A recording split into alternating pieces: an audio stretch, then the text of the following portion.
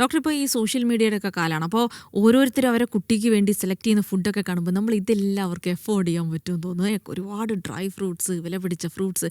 സാധാരണ ഒരാൾക്ക് ചിന്തിക്കുമ്പോൾ ഇതെല്ലാം കൂടെ വാങ്ങിച്ച് കുട്ടികൾക്ക് കൊടുക്കാനൊന്നും എഫോർഡബിൾ ആവില്ല. അപ്പോൾ നമ്മൾ കഴിക്കുന്ന സാധാരണ ഭക്ഷണങ്ങൾ തന്നെ അവർക്ക് ആവശ്യത്തിനുള്ള അവരുടെ വളർച്ചയ്ക്ക് ഉപകരിക്കുന്ന എല്ലാം കിട്ടുമോ, അതോ കൂടുതലായിട്ട് നമ്മൾ എന്തെങ്കിലും കൊടുക്കണോ? അപ്പോൾ ഈ ഭക്ഷണത്തിൽ നമ്മൾ പറയുമ്പോൾ ഡ്രൈ ഫ്രൂട്ട്സിന് പ്രത്യേകിച്ചൊരു ഇമ്മ്യൂണിറ്റിയിലൊരു പ്രത്യേകിച്ച് ഫങ്ഷനൊന്നുമില്ല. നമ്മൾ ഭക്ഷണത്തിൽ കുട്ടിയുടെ ഇമ്മ്യൂണിറ്റിക്ക് വലിയ റോൾ ഉണ്ടെന്നുള്ള കാര്യമാണ്. കാരണം നമ്മുടെ ഇമ്മ്യൂൺ സെൽസ് ഫങ്ഷൻ ചെയ്യാൻ, അത് മെച്യൂർ ചെയ്യാൻ ഒരുപാട് വൈറ്റമിൻസ് ആവശ്യമാണ്. Vitamin A, vitamin C, vitamin D, vitamin E, ഇതൊക്കെ ഫ്രൂട്ട്സിലും നട്ട്സിലും ഒക്കെ അടങ്ങിയിരിക്കുന്നുണ്ട്. എന്നാലോ ഇതിൽ നിന്ന് മാത്രമല്ല കിട്ടുക. നമുക്ക് ഈ നട്ട്സും ഈ ഡ്രൈ ഫ്രൂട്ട്സും ഒക്കെ കൊടുക്കുമ്പോൾ ശരിക്കും ഒരു റിസ്ക് ഉള്ളത്, ചെറിയ കുട്ടികൾക്ക് ഈ ഡ്രൈ ഫ്രൂട്ട്സും അങ്ങനെ വെച്ച് കൊടുക്കാൻ പാടില്ല. ഒരു ചോക്കിംഗ് റിസ്ക് ഉണ്ട്, അത് ഒരുപാട് ടോളറേറ്റ് ചെയ്യില്ല. അതിന് പകരം നമുക്ക് ഫ്രഷ് ഫ്രൂട്ട്സ് സെലക്ട് ചെയ്യാം. ഈ ഫ്രഷ് ഫ്രൂട്ട്സിൻ്റെ അഡ്വാൻറ്റേജ് അത് നമുക്ക് ഈസി ആയിട്ട് അവൈലബിൾ ആയിരിക്കും. നമ്മൾ ഫ്രൂട്ട്സ് സെലക്ട് ചെയ്യുമ്പോൾ ഒരു കാര്യം ശ്രദ്ധിക്കേണ്ടത്, അത് നമ്മൾ ഈസിലി അവൈലബിൾ ആയിട്ടുള്ള സീസണൽ ഫ്രൂട്ട്സ് സെലക്ട് ചെയ്യണം. നമ്മൾ ഓസ്ട്രേലിയയിൽ നിന്ന് ഇമ്പോർട്ട് ചെയ്യുന്ന കിവിയും അല്ലെങ്കിൽ വളരെ പുറത്തുനിന്നുള്ള സെലക്ട് ചെയ്യുന്ന പകരം നമ്മുടെ നാട്ടിൽ ഇപ്പോൾ ഈ സീസൺ വിചാരിക്കാം, ഇപ്പോൾ സീതപ്പഴം അവൈലബിൾ ആണ്, അങ്ങനെ നമുക്ക് എല്ലാ ഓറഞ്ച് അവൈലബിൾ ആണ്, എല്ലാ സമയത്തും അവൈലബിൾ ആയിട്ടുള്ള പഴം, അതായത് ബനാന ഉണ്ട്, അത് നമുക്ക് ഉപയോഗിക്കാം. മാംഗോ സീസണിൽ, ഇനിയിപ്പോൾ മാംഗോ സീസൺ വരാൻ പോവാണ്, ആ സമയത്ത് സീസണൽ ഫ്രൂട്ട്സ് കൊടുക്കാം. അത് എപ്പോഴും ചീപ്പായിരിക്കും, അത് ഫ്രഷ് ആയിട്ട് കിട്ടും. അപ്പോൾ ഈ ഫ്രൂട്ട്സ് കൊടുക്കുമ്പോൾ അഡ്വാൻറ്റേജ് എന്ന് പറഞ്ഞു കഴിഞ്ഞാൽ അതിൽ കാര്യമായിട്ട് ഒരുപാട് ഫൈബർ അടങ്ങിയിരിക്കും. ഈ ഫൈബർ എന്ന് പറയുന്നത് അൺഡൈജസ്റ്റബിൾ കാർബോഹൈഡ്രേറ്റ്സ് ആണ്.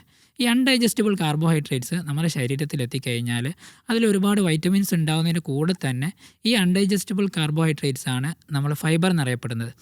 ഇത് നമ്മളെ ഗട്ട് എന്ന് പറയുന്ന ഒരുപാട് ഫങ്ഷൻസ് ഉള്ള സംഭവമാണ്. ഇമ്മ്യൂണിറ്റിയിൽ ഒരുപാട് റോൾ ഉള്ളതാണ് നമ്മളെ വൻകുടലിനും ഗട്ടിനും. അപ്പോൾ ഈ ഗട്ടിൽ ഒരുപാട് ആവശ്യമുള്ള മൈക്രോ ബാക്ടീരിയാസ് ഉണ്ട്. അത് നമ്മളെ ശരീരത്തെ സഹായിക്കുന്ന മില്യൺ കണക്കിന് മൈക്രോ ബാക്ടീരിയ ഉണ്ട്. അതിനെ നമ്മൾ ഗട്ട് മൈക്രോബയോം എന്നാണ് പറയുക. ഈ ഗട്ട് മൈക്രോബയോം ഈ ഫൈബേഴ്സ് ഫെർമെൻറ്റ് ചെയ്തിട്ട് ഷോർട്ട് ചെയിൻ ഫാറ്റി ആസിഡ്സ് ഉണ്ടാക്കും. ഈ ഷോർട്ട് ചെയിൻ ഫാറ്റി ആസിഡ്സ് നമുക്ക് ഇമ്മ്യൂൺ സെൽസ് മെച്ചുറേഷന് വേണ്ടിയിട്ട്, T cells, regulatory T cells ഉണ്ടാക്കാൻ, അതുപോലെ തന്നെ അതിൻ്റെ അസിഡിറ്റി കീപ്പ് ചെയ്യാൻ, ഗട്ടിൻ്റെ അതിൻ്റെ ഇൻറ്റഗ്രിറ്റി മെയിൻറ്റെയിൻ ചെയ്യാനൊക്കെ ഈ ഷോർട്ട് ചെയിൻ ഫാറ്റി ആസിഡ് സഹായിക്കും. അപ്പോൾ ഈ ഗട്ട് മൈക്രോബയോമാണ് നമ്മളെ ശരീരത്തിലെ ഇമ്മ്യൂണിറ്റി ഡിസൈഡ് ചെയ്യുന്നതിൽ ഏറ്റവും ഇമ്പോർട്ടൻറ്റ് ഫങ്ഷൻ ഉള്ളത്.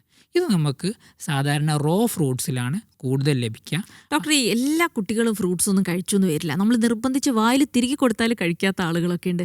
അപ്പോൾ അങ്ങനെയുള്ള കുട്ടികൾക്ക് നമ്മൾ പിന്നെ കൂടെ ഒരു സപ്ലിമെൻറ്റ്സ് അങ്ങനെ എന്തെങ്കിലും എടുക്കണോ? വൈറ്റമിൻ സപ്ലിമെൻറ്റ്, അല്ലെങ്കിൽ ഭക്ഷണം നന്നായിട്ട് കഴിക്കാത്ത കുട്ടികൾ, അവരുടെ കാര്യത്തിൽ നമുക്കൊരു കൺസേൺ ആവശ്യമുണ്ടോ? കൂടുതൽ എന്തെങ്കിലും എടുക്കണോ? അപ്പോൾ ഈ കുട്ടികൾ റോ ഫ്രൂട്ട്സ് കഴിക്കില്ല എന്ന് പറയും.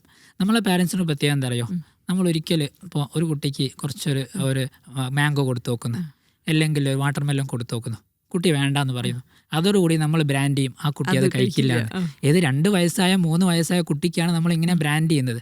നമ്മൾ എന്ത് ചെയ്യണം? ഇപ്പോൾ നിങ്ങളൊരു ഹോട്ടലിൽ പോയി, അപ്പോൾ ഹോട്ടലിൽ പോയി നോക്കുമ്പോൾ ഓപ്പോസിറ്റുള്ള ആൾ ഒരു ബിരിയാണി ആർത്തിയോടെ കഴിക്കുന്നത്.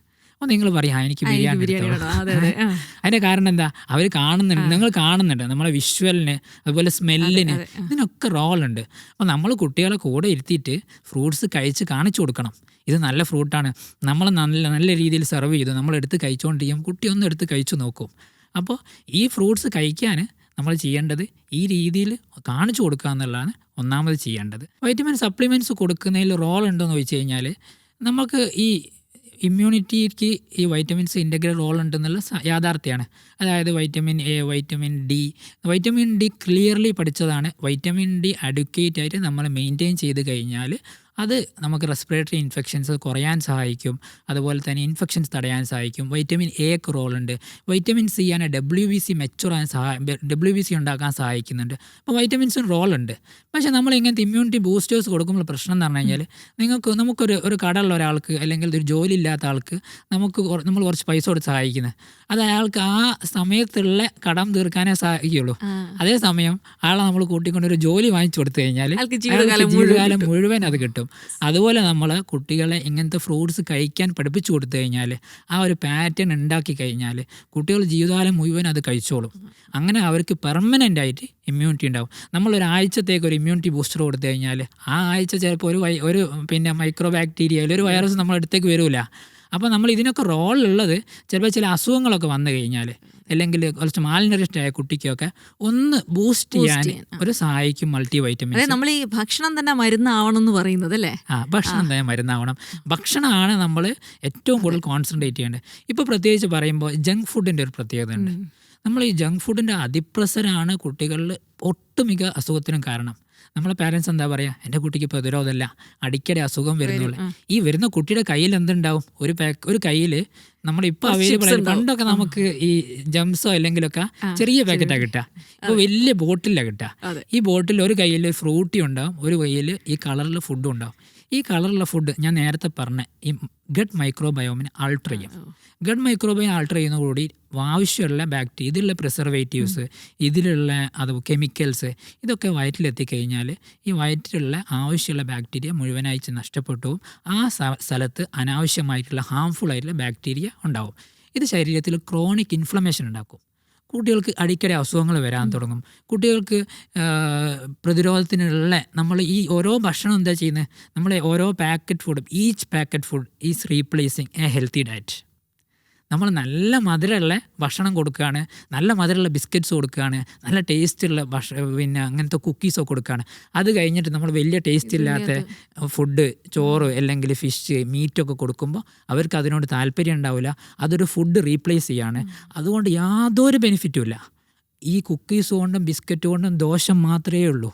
അത് കലോറി നമുക്ക് ഉപകാരപ്പെടില്ല. അത് ഷുഗർ സ്പൈക്സ് ഉണ്ടാക്കുക. നമുക്ക് വേണ്ടത് പേഴ്സിസ്റ്റൻ്റ് ആയിട്ടുള്ള ഷുഗർ. അതിപ്പോൾ ഒരു ഫ്രൂട്ടിൽ നിന്ന് കിട്ടുന്ന ഷുഗർ വിചാരിക്കുക, അത് പെട്ടെന്ന് അബ്സോർബ് ആവില്ല. മറ്റത് പെട്ടെന്ന് ഷുഗർ സ്പൈക്ക് ഉണ്ടാക്കും. കുട്ടികൾ ഹൈപ്പർ ആക്റ്റീവ് ആവുകയാണ്. കുട്ടികൾക്ക് ഈ ഹൈ ഷുഗർ ഈ ഗട്ടിലുള്ള അനാവശ്യമായുള്ള ബാക്ടീരിയൻ്റെ വളർച്ച കൂട്ടാണ്, ഇമ്മ്യൂണിറ്റി കുറയ്ക്കുക ചെയ്യുന്നത്.